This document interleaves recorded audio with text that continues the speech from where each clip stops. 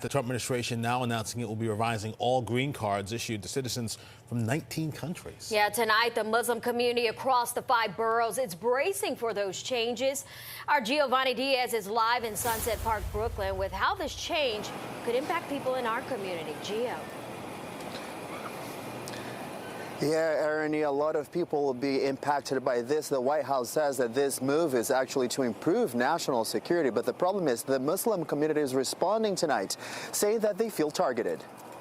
Here we are, me, myself, trying to advocate for our vulnerable community members. We met Yamina just as the volunteers she works with were getting ready for a food distribution in Brooklyn. Each week, members of the nonprofit Halal Food Connections come together to help underserved immigrants in New York City. But on Friday, there was an added layer of concern. Just recently, these past couple of weeks, there have been multiple ICE raids in Sunset Park to a very particular community that I serve and service.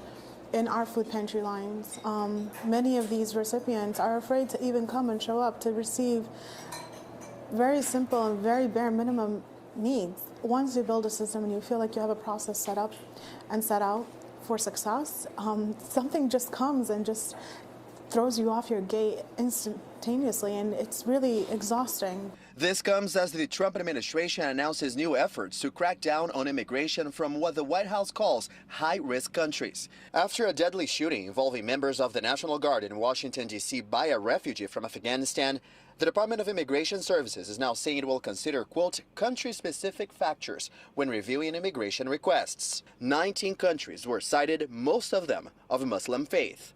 And do you think your community is being targeted? Absolutely, yes. For this immigration attorney, the move puts the federal government in a tough spot, trying to boost national security while also making sure policies remain fair. Do you think there was a need for this at all? The folks that I've seen come are not people that I would be concerned, like what happened with this the shooter up in D.C. It seems like there's a need for it. I don't disagree with that. We want to make sure we know who's coming in here.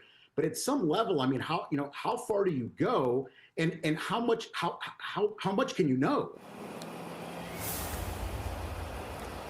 Of course, so many questions still to be answered tonight. In the meantime, I'm actually looking here at President Donald Trump's Truth Social. He's saying that he plans to, quote, pause all migration from third world countries. But so far, the White House has not announced exactly what countries he's referring to. Reporting live in Brooklyn tonight, I'm Giovanni Diaz, Pix 11 News.